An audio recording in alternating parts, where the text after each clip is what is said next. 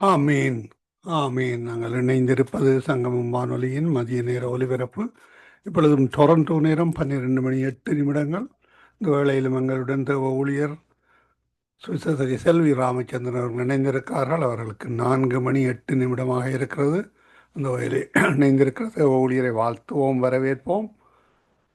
பெண்களுக்கான வாலிபர்களுக்கான ஆலோசனை நேரத்தில் இணைந்து ஆலோசனை வழங்க இணைந்திருக்கிற அவரை பரிசுத்தாவியானவர்தாமே வழி நடத்துவாராக. அவருக்கு கொடுக்கப்பட்ட பரிசுத்தாவியானவரால் வழங்கப்பட்ட வார்த்தைகளுக்கூடாக ஒவ்வொருவரையும் ஆற்றி தேற்று கத்தர் உதவி செய்வாராக. விசனமாக பெண்கள் வாலிபர்களை ஆற்றி தேற்றத்தக்கதாக வசனத்துடன் இணைந்திருக்கிறார்.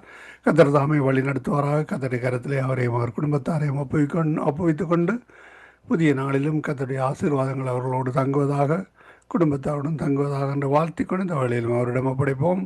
பேசலோட்டமா வழி நடத்துங்கள். ஆமேன். God bless you. ஆமேன். சங்கமம் என்ற இந்த வானொலி ஸ்தாபனத்தின் மூலம் நம்முடைய கர்த்தராகிய இயேசு கிறிஸ்துனுடைய பரிசுத்த வேதாகமத்திலிருந்து ஜீவனுள்ள வார்த்தைகளை பகிர்ந்து கொள்ளும்படியாய் அடிமைக்கு கர்த்தர் தருகின்ற இந்த தருணங்களுக்காக கர்த்தரை நான் நன்றியோடு நான் ஸ்தோத்தரிக்கின்றேன். எனக்கு இந்த வாய்ப்பை உருவாக்கி தருகின்ற இந்த வானொலியையும் நடத்துகிற சகோதரரையும் கர்த்தர் ஆசீர்வதித்து வழி நடத்துவாராக. இந்த நாளிலும் நான் பாவ நிவாரண நாள் என்ற ஒரு தலைப்பின் கீழே ஒரு சிறிய தியானத்தை உங்கள் முன் வைக்க விரும்புகிறேன்.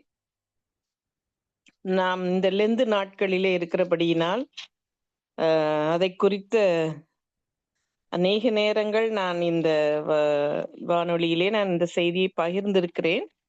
ஆனாலும் கர்த்தர் இந்த நாளிலும் நமக்கு கர்த்தருடைய வசனத்தை தியானிக்கும் பொழுது அவர் அநேக காரியங்கள் மூலம் நம்மோடு அவர் இடைபடுகிறார். இந்த காரியங்களை குறித்து நாம் தியானிக்கலாம் என்று நான் வாஞ்சிக்கிறேன். பாவ நிவாரண நாள் என்பது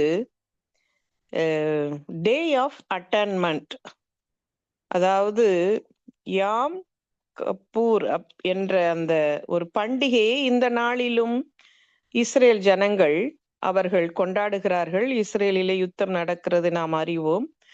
அந்த யாம் கப்பூர் என்ற அந்த பண்டிகை நடைபெற்று கொண்டிருந்த அந்த நாளிலே தான் யுத்தம் ஆரம்பித்தது. எனவே அந்த நாள் எப்படிப்பட்ட ஒரு நாளா யூதர்கள் அவர்கள் அதை கடைபிடிக்கிறார்கள் என்றால், அந்த நாளிலே அவர்கள் 25 மணி நேரம் உபவாசத்தோடு கூட அவர்கள் இருந்து அந்த உபவாசத்தினால்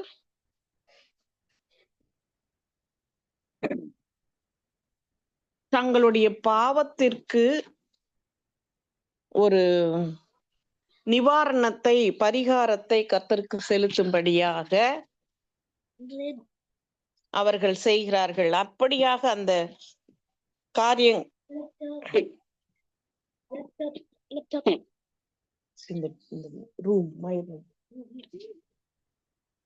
அவர்கள் பாவ நிவாரணத்தை செலுத்துவதற்காக அல்லது பாவத்திற்காக தாங்களை தாழ்த்தி உபவாசித்து கர்த்தரிடத்திலே பரிசுத்தமாய் ஜீவிப்பதற்கு என்ன காரியத்தை செய்ய வேண்டும் என்கிறதாக அவர்கள் எடுத்துக்கொள்கிற ஒரு நாள்தான் இந்த யாம் கப்பூர் என்றார்கள். அந்த வார்த்தை கப்பர் என்ற வார்த்தை, எபிரேய வார்த்தை கப்பர் என்ற வார்த்தையிலிருந்து வந்த சொல்தான் யாம் கப்பூர் என்ற அந்த ஒரு பண்டிகையாய் காணப்படுகிறது. அந்த டே ஆஃப் அட்டன்மெண்ட் என்று அந்த நாளை சொல்கிறார்கள். தமிழிலே பாவ பரிகார நாள். பாவ பரிகார நாள். இந்த பாவ பரிகார நாள் என்பதை தேவன் ஒரு நாளை குறிப்பிட்டு இருக்கிறார். அந்த நாள் என்ன நாள் என்றால், அந்த யூத மத கலாச்சாரத்தின்படி அவர்களுடைய காலண்டரிலே வருகின்ற மாதத்திலே ஒரு மாதத்தை வைத்து அந்த மாதத்திலே 10ஆம் நாளை அவர் அப்படியாய் தேவன் இந்த நாளை நீங்கள் நியமித்து இந்த நாளில்தான் இந்த பாவ பரிகாரத்தை செய்ய வேண்டும் என்பதாக இஸ்ரேல் ஜனங்களுக்கு வேதத்திலே நமக்கு எழுதப்பட்டிருக்கிறது.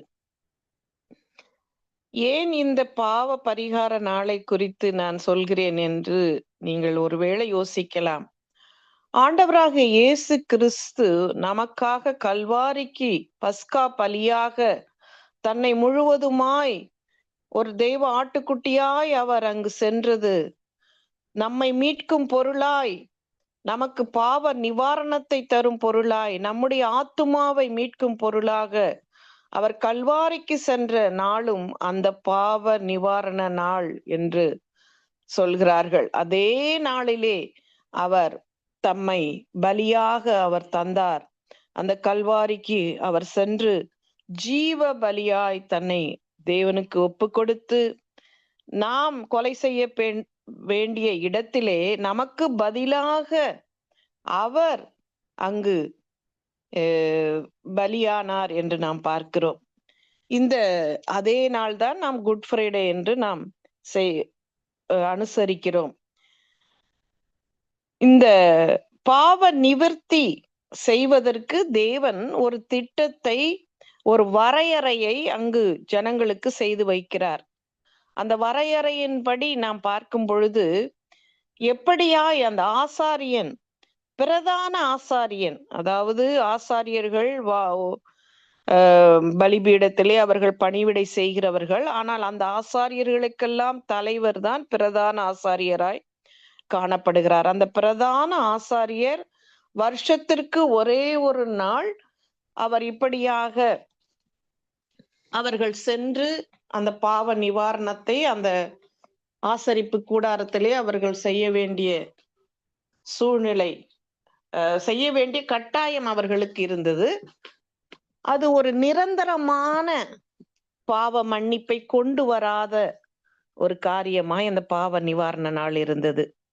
நம்முடைய ஆண்டவராக இயேசு கிறிஸ்து நமக்காக பலியானது நித்தியமான, நமக்கு நிரந்தரமான பாவ மன்னிப்பை, திரும்பவும் பலியிடவே தேவையில்லாத ஒரு காரியத்தை தேவன் நமக்கு செய்திருக்கிறார். அது கிறிஸ்தவர்களாகிய நமக்கு மாத்திரம்தான் தெரியும். ஆனால் இந்த நாளிலே மற்ற தெய்வங்களுக்கும் பலியிட்டு எத்தனையோ செய்திகளை நாம் பார்க்கிறோம். பாகாலுக்கு பலியிட்டு மற்ற காரியங்களிலே ஜனங்கள் மூழ்கி இருக்கிறார்கள். தங்களுடைய இருதயம் குருடாக்கப்பட்டிருக்கிறதினால் பிசாசானவன் அவளுடைய இருதயத்தை குருடாக்கி வைத்திருக்கிறான். தேவனுடைய ஜீவ பலியை குறித்து, அந்த சிலுவையை குறித்த அவர்களுக்கு உபதேசம், அவர்களுக்கு கெட்டு போகிறவர்களுக்கு அது பைத்தியமாய் தோன்றுகிறது என்று 1 கொரிந்தியர் 1ஆம் அதிகாரத்திலே நாம் பார்க்கிறோம். அதை ஏற்றுக்கொள்ள அவர்களுக்கு மனதில்லை. ஆனால் தேவ நிரந்தரமான ஒரு நிவாரணம், பாவ நிவர்த்தி நமக்கு நிரந்தரமாய் செய்த ஒரு நாள்தான் இந்த பாவ நிவாரண நாள். யாம்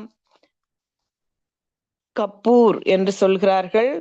ஆங்கிலத்திலே அந்த யாம் என்றால் ஒரு நாள் என்று அர்த்தமாம். யாம் என்றால் நாள், கப்பூர் என்றால் ஒரு மூடுதல், பாவத்தை மூடுதல் என்று ஒரு அர்த்தம். ஆண்டவருடைய இரத்தம் நம்மை முழுவதுமாய் சுத்திகரிக்கிறது. ஆனால் அந்த பாவ நிவாரண நாள் அவர்கள் செலுத்தின பலிகள் அனைத்தும் ஒரு வருஷத்திற்கு மாத்திரம் அவர்கள் பாவத்தை அப்படியே மூடி இருக்கிறதாய் அந்த யாத்திராகமத்திலே நாம் பார்க்கிறோம். லேவியராகமம் 16ஆம் அதிகாரத்திலே இந்த முழுவதுமான செய்தி எழுதப்பட்டிருக்கிறது. பாருங்கள், லேவியராகமம் 1ஆம் வசனத்திலே முதலாவது இந்த பாவ நிவர்த்தி எதற்காக செய்யப்பட வேண்டும் என்கிறதை நான் ஒரு சில வசனங்களோடு நான் சொல்ல விரும்புகிறேன். பாருங்கள், ஆண்டவர் நம்மை படைக்கும் பொழுது ஆவி, ஆத்துமா, சரீரம் என்று 3 காரியங்களை நம்முடைய சரீரத்திலே வைத்துதான் அவர் படைத்தார். இந்த கனியை நீங்கள் புசிக்கும் பொழுது சாகவே சாவீர்கள் என்று ஆதாம் ஏவாளிடத்திலே சொன்ன பொழுது அவர்கள் சாகவில்லை. ஆனால் அவர்களுக்குள் இருந்த ஆத்துமா மரித்து விட்டது. எனவே இந்த ஆத்துமாவிற்காக பாவ நிவர்த்தி செய்கிறது ஆண்டவருடைய பரிசுத்த இரத்தமாய் காணப்படுகிறது. ஒரு மனிதனுடைய ஆத்துமா விலையேற பெற்றதாய் காணப்படுகிறது. இந்த சரீரம் அழிந்து போகக்கூடிய ஒன்று. அது நிரந்தரம் அற்றது. ஆனால் ஒவ்வொரு மனிதனுக்குள் இருக்கும் ஆவியும் ஆத்துமாவும் அது நித்தியமானது. அது நித்தியமாய் ஜீவிக்க போகிற ஒரு ஆத்துமா. அந்த ஆத்துமாவை சத்துரு மரிக்கும்படியாய் அவனுடைய தந்திரத்தினால் செய்தபடியினால் இந்த ஆத்துமாவுக்கு ஒரு நிவாரண பலி, ஒரு நிரந்தர பலி அவசியமாய் இருந்தது. அது விலையேற பெற்றதாகவும் காணப்படுகிறது. லேவியராகமம் 17ஆம் அதிகாரம் 11ஆம் வசனத்திலே, மாம்சத்தின் உயிர் இரத்தத்தில் இருக்கிறது, நான் அதை உங்களுக்கு பலிபீடத்தின் மேல் உங்கள் ஆத்துமாக்களுக்காக பாவ நிவர்த்தி செய்யும்படிக்கு கட்டளையிட்டேன். ஆத்துமாவிற்காக பாவ நிவர்த்தி செய்கிறது இரத்தமே என்று பார்க்கிறோம். ஆத்மாவிற்காக பாவ நிவர்த்தி செய்கிற இந்த இரத்தத்தை குறித்துதான் ஆண்டவருடைய கல்வாரி இரத்தம். பேதுருவிலே நாம் பார்க்கிறோம், விலையேற பெற்ற இரத்தத்தினால் நம்முடைய ஆத்துமாவை விலை கொடுத்து வாங்கின ஆண்டவர் நமக்கு இருக்கிறார். ஆமேன். இவ்வளவு விலையேற பெற்றதாய் இந்த ஆத்துமா இருக்கிறது. ஆண்டவராக இயேசு கிறிஸ்து கூட ஒரு வசனத்திலே சொல்கிறார், நீங்கள் இந்த சரீரத்தை அழிக்க வல்ல ஜனங்களுக்கு நீங்கள் பயப்பட வேண்டாம், உங்கள் ஆத்துமாவையும் ஆவியையும் அழிக்க வல்ல தேவனுக்கே நீங்கள் பயப்படுங்கள் என்பதாக.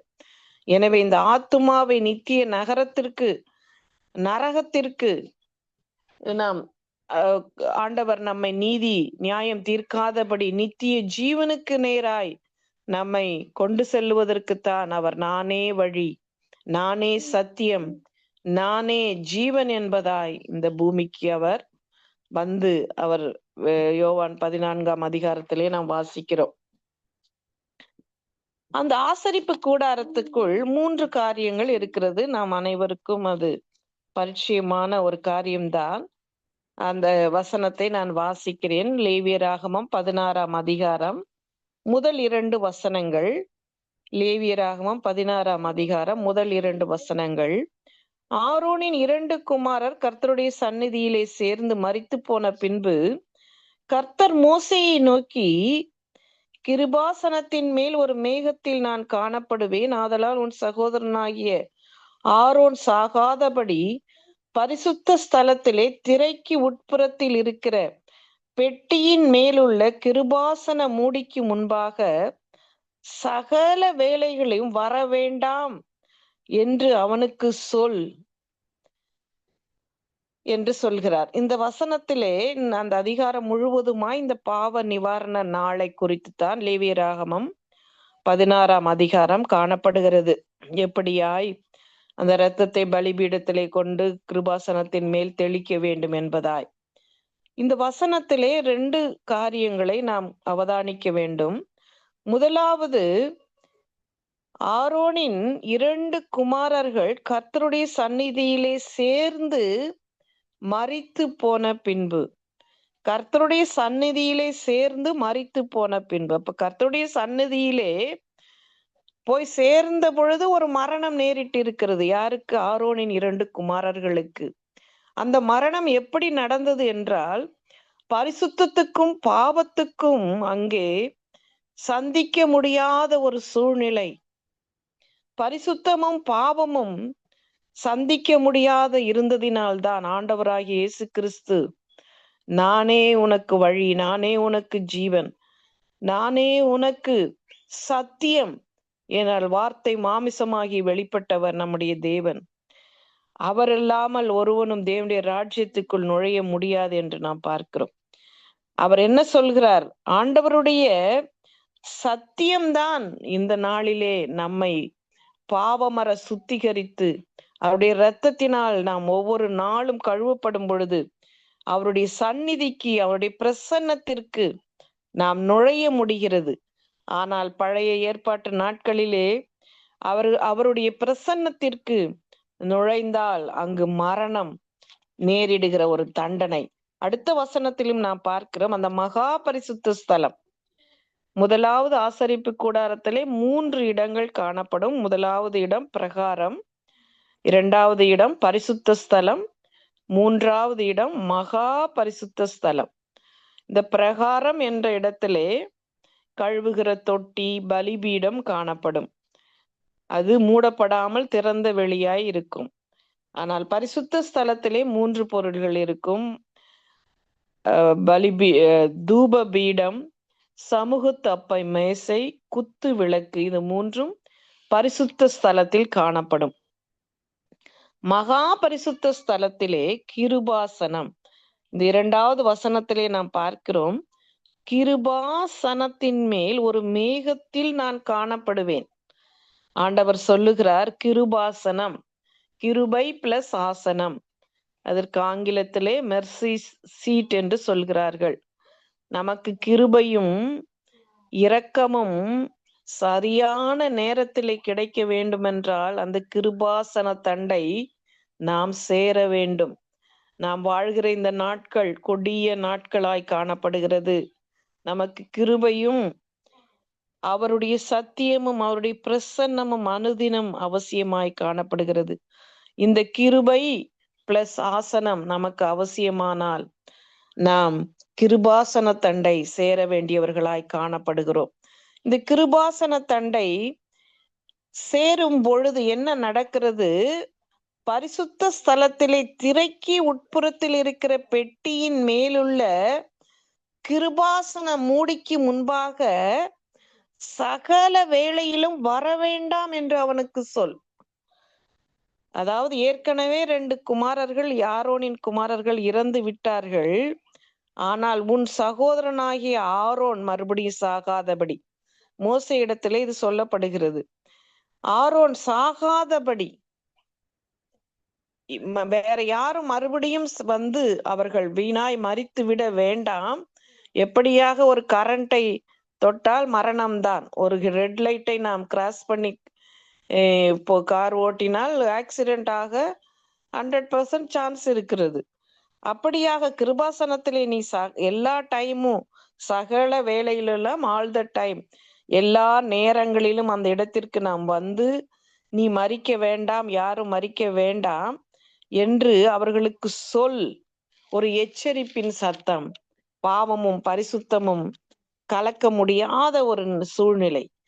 இந்த வசனத்திலே இவ்வளவு அந்த கிருபாசனம் நமக்கு கிருபையை கொடுக்கிற ஒரு ஆசனம். பாவ மன்னிப்பு நமக்கு எப்படி கிடைக்கிறது? எபேசியர் 2ஆம் அதிகாரத்தில் நாம் பார்க்கிறோம், கிருபையினால் நாம் ரட்சிக்கப்பட்டிருக்கிறோம். அவருடைய சுத்த கிருபை நாம் ரட்சிக்கப்பட்டிருக்கிறது. ஏனென்றால் இந்த வசனம் இல்லை என்றால் நான் யோசிப்பேன் அடிக்கடி, எங்கு போயிருப்போம். என்னுடைய தாத்தா பாட்டி, என்னுடைய தகப்பனாருடைய முன்னோர்களை பார்க்கும் பொழுது அதிகமாய் அவர்கள் ஹிந்துவாகத்தான் இருந்திருக்கிறார்கள். தாயுடைய குடும்பத்திலே பாட்டி முதல் அவர்கள் கிறிஸ்தவர்களாய் வாழ்ந்திருக்கிறார்கள். ஆனால் எங்கு நாம் எப்படி நாம் சத்தியத்தை ஏற்றிருப்போம் என்று நான் யோசித்தேன். கிருபையினாலே விசுவாசத்தை கொண்டு ரட்சிக்கப்பட்டீர்கள், இது உங்களால் உண்டானதல்ல, இது தேவனுடைய ஈவு என்று எபேசியர் 2ஆம் அதிகாரம் 8ஆம் வசனத்திலே பார்க்கிறோம். இந்த கிருபை எங்க இருக்கிறது? அவருடைய பிரசன்னத்திலே, அந்த கிருபாசன தண்டை. ஆனால் அந்த கிருபாசன தண்டை நாம் சென்று நமக்கு தேவையான நேரத்திலே கிருபையையும் அவருடைய பிரசன்னத்தையும் அவருடைய சகாயத்தையும் நாம் பெற்றுக்கொள்ள கர்த்தர் நமக்கு ஒரு வசனத்தை சொல்லியிருக்கிறார். வாசிக்கிறேன். எபிரேயர் 2ஆம் அதிகாரம் 16வது வசனம். எபிரேயர் 2ஆம் அதிகாரம் கர்த்தர் என்ன சொல்கிறார்? தைரியமாய் நீ கிருபாசன தண்டை வா, ஏனென்றால் அவர் நமக்காக மரித்து விட்டார். இப்பொழுது நமக்கு அந்த திரைச்சீலை, பரிசுத்த ஸ்தலத்திற்கும் மகா பரிசுத்த ஸ்தலத்திற்கும் இடையில இருந்த திரைச்சீலை 2ஆக கிழிக்கப்பட்டு விட்டது. எனவே நாம் தைரியமாய் கிருபாசன தண்டை போகும்படியா எபிரேயர் 4ஆம் அதிகாரம் 16வது வசனத்தை வாசிக்கிறேன். நம்முடைய பலவீனங்களை குறித்து பரிதபிக்க கூடாத பிரதான ஆசாரியர் நமக்கு இராமல் எல்லாவற்றிலும் நம்மை போல சோதிக்கப்பட்டும் பாவமில்லாமல் இருக்கிற பிரதான ஆசாரியரே நமக்கு இருக்கிறார். ஆதலால் நாம் இரக்கத்தை பெறவும் ஏற்ற சமயத்தில் சகாயம் செய்யும் கிருபையை அடையவும் தைரியமாய் கிருபாசன தண்டை போக கடவும். ஹல்லேலூயா. நாம் கர்த்தருடைய சமூகத்திற்கு போவதற்கு நமக்கு எந்த தடையுமே இல்லை. தைரியமாய் நீ கிருபாசனத்தண்டை வா என்று கர்த்தர் நம்மை அழைக்கிறார். எதற்கு நாம் வர வேண்டுமாம்? சரியான நேரத்திலே சரியான நமக்கு உதவிகள் கிடைக்கும்படியாய் சகாயம் செய்யும் கிருபையை அடைய. ஆமென். நம் ஒவ்வொருவருக்கும் இந்த நாளிலே, நாம் வாழ்கிற இந்த நாள், எந்த நாட்டிலே எந்த நேரத்திலே எப்பொழுது குண்டு விழும் என்று தெரியாத ஒரு சூழ்நிலையை போல வாழ்ந்து கொண்டு இருக்கிற இந்த நாட்களிலே நமக்கு சரியான நேரத்திற்கு சரியான கிருபையும் சகாயமும் கிடைக்க அவருடைய கிருபாசன தண்டை நாம் சேர கர்த்தர் நமக்கு கிருபை செய்வாராக. ஆமேன். நான் அப்படியே இன்னும் 2 வசனங்களை நான் தியானித்தேன். ஏன் இந்த பாவ நிவாரண நாள் அன்று மிருகங்கள் கொலை செய்யப்பட வேண்டும் என்பதற்கு ஆத்மாவிற்காக பாவ நிவர்த்தி செய்கிறது இரத்தம் என்று பார்த்தோம். ஆனால் ஒரு அந்த ஈடை கூட, அந்த பலியை கூட நாம் கொடுக்க முடியாதபடி கொலை செய்யப்பட வேண்டிய பாவங்களும் அந்த நாளிலே காணப்பட்டு இருக்கிறது. ஒரு ஆத்மாவிற்காக இரத்தம் சிந்தப்படுவது மாத்திரமல்ல, ஒரு சில நேரங்களில் ஒரு சில பாவங்கள் ஆத்மாவிற்காக ஈடு கட்டவே, அதாவது மீட்கும் பொருளை கொடுத்து அந்த ஆத்மாவை மீட்கவே முடியாதபடி அந்த மனிதன் கொலை செய்யப்பட வேண்டிய ஒரு கட்டளையும் கூட நாம் லேவியராகமத்தில் காணப்படுகிறது. எனவே ஒரு ஆத்மாவை மீட்டெடுக்க ஒரு மனிதன் கொலை செய்யப்பட வேண்டிய இடத்திலே நமக்காக தேவன் மரித்து நம்முடைய பாவங்களை அவர் மீட்டெடுத்தார் என்று நாம் பார்க்கிறோம். எனவே இந்த கிருபையும் சகாயமும் நாம் ஒவ்வொரு நிமிஷமும் வினாடியும் நாம் கர்த்தரிடத்திலே பெற்றுக்கொள்ள தைரியமாய் நாம் போக கர்த்தர் நமக்கு கிருபை செய்வாராக. நாம் கண்களை மூடி கர்த்தரை நோக்கி பார்ப்போம். ஸ்தோத்திரம் தகப்பனே, இந்த வேலைக்காக நாங்கள் நன்றியோடு நாங்கள் உம்மை ஸ்தோத்தரிக்கிறோம், உம்மை துதிக்கிறோம் அப்பா. தைரியமாய் நாங்கள் கிருபாசன தண்டை வந்து எங்களுக்கு ஏற்ற சமயத்திலே எங்களுக்கு தேவையான கிருபையையும் சமாதானத்தையும் பெற்றுக்கொள்ள என் தேவன் கொடுத்திருக்கிற ஸ்லாக்கியம் பாக்கியங்களுக்காக உமக்கு நன்றி. நீர் பிரதான ஆசாரியர் மாத்திரமல்ல தகப்பனே, நீர் மகா பிரதான ஆசாரியராய் இருந்து வானங்களின் வழியாய் அப்பா நீர் திரையை எங்களுக்காக 2ஆக அப்பா பிளந்து எங்களுக்கு வழியை உண்டு பண்ணினவரே உமக்கு ஸ்தோத்திரம். எங்கள் இதயத்தையும் அப்பா அந்த வானத்தையும் இணைத்த ஆண்டவராக இயேசு கிறிஸ்துவே உம்மை ஸ்தோத்தரிக்கிறோம், உம்மை துதிக்கிறோம் அப்பா. மகா பரிசுத்த ஸ்தலத்திற்கு எங்களை தகுதிப்படுத்தின தெய்வமே உமக்கு நன்றி. எங்களை ஆசாரியராக, எங்களை லேவியராக மாற்றினவரே உம்மை ஸ்தோத்தரிக்கிறோம். நாங்கள் வாழ்கிற இந்த கடைசி நாட்களிலே நாங்கள் விழித்திருந்து கிருபையும் சகாயமும் பெற்றுக்கொள்ள எங்கள் குடும்பத்துக்கும் அப்பா, எங்கள் உற்றார் உறவினர்களுக்கு, எங்கள் பிள்ளைகளுக்கும் தகப்பனே, நாங்கள் இந்த ரட்சிப்பை சுதந்திரித்து கொடுக்கிறவர்களாய், இந்த கிருபையை குறித்து ஞானம் நிறைந்தவர்களாய், மற்றவர்களுக்கு இந்த சுவிசேஷத்தை சத்தியத்தை சொல்லுகிறவர்களாய் எங்களை நீர் மாற்றுங்க, வழி நடத்துங்க. அந்த குட் ஃப்ரைடே வருகிற அப்பா நாட்களிலே நாங்கள் வாயை அப்பா மூடிக்கொண்டு இல்லாதபடி திறந்து மற்றவர்களுக்கு சத்தியத்தை சொல்லுகிற தைரியத்தை எங்களுக்கு கட்டளையிடும்படியாய் நாங்கள் ஜெபிக்கிறோம், ஸ்தோத்தரிக்கிறோம். வானொலியை கேட்கிற ஒவ்வொருவர்களையும் நீர் பயன்படுத்தும், வழிநடத்தும், ஆசீர்வதியும் தகப்பனே. இந்த வேலைக்காக உமக்கு நன்றி செலுத்தி, எல்லா துதிகன மகிமை உமக்கு செலுத்தி, எங்களுக்காக மரித்து உயிர்த்து சதாகாலம் ஜீவிக்கின்ற இயேசுவின் நாமத்தினால் ஜெபிக்கிறேன் நல்ல பிதாவே. ஆமேன், ஆமேன். ஆமீன், ஆமீன். பாவ நிவாரண பலியாக கர்த்தர் இந்த பூமிக்கு வந்தார். அதை அறிந்த மக்கள், பெற்றுக்கொண்ட மக்கள், பெற்றுக்கொள்ளாத மக்கள் கூட பலர் இருக்கிறார்கள். அவர்களுக்காக எடுத்து வந்த தேவ செய்திக்காக நன்றி செலுத்துகிறோம். பெண்களுக்கான, வாலிபர்களுக்கான ஆலோசனை நேரத்திலே கர்த்தர் தாமே இந்த வார்த்தைகளை பகிர்ந்து கொண்டார். இந்த லெந்து நாட்களிலும் கர்த்தருடைய உயிர்த்தெழுதலை குறித்து நாங்கள் எடுத்து வர இருக்கிறோம். அதே வேளையிலே குருத்தோலை நாளை கொண்டாட இருக்கிறோம், உயிர்த்தெழுந்த நாளை கொண்டாட இருக்கிறோம். அவர் 2026 ஆண்டுகளுக்கு முன்னர் மரித்தார், உயிர்த்தெழுந்தார் என்று உயிரோடு இருக்கிறார். ஆனாலும் அந்த 40 நாள் லெந்து நாட்களை அவர் நினைவாக கொண்டாடுகிறார்கள். அதற்காக கத்தருக்கு நன்றி செலுத்துவோம். உபவாசத்தோடும் ஜெபத்தோடும் வழிநடத்தப்படுகிற ஒருவரையும் கத்தர் ஆசீர்வதிப்பாராக. அதே வேளையிலே எடுத்து வந்த தேவ செய்திக்காக உங்களை உங்கள் குடும்பத்தாரையும் வாழ்த்துகிறோம், ஆசீர்வதிக்கிறோம். சேடமாக ஜோயிலையும் உங்கள் கணவராரையும் இந்த ஒரு நேரத்தில் நினைவு கூறுகிறோம். தொடர்ந்து ஜெபிப்போம். கத்தர் பெரிதான காரியங்களை வழிநடத்துவார். கத்தருடைய கரத்திலே உங்களை உங்கள் குடும்பத்தாரையும் ஒப்புவித்துக் கொண்டு நாங்கள் திரும்பவுமாக அடுத்த வாரத்தில் இதே வேளையில் சந்திப்போம். அதுக்கு அடுத்த வாரம் நேர மாற்றம் இருக்கிறது, அதையும் குறித்துக் கொள்ளுங்கள். கத்தர் வழி நடத்துவாராக. ஆமீன். காட் பிளஸ் யூ அம்மா. ஆமீன், நன்றி பிரதர். ஆமென்.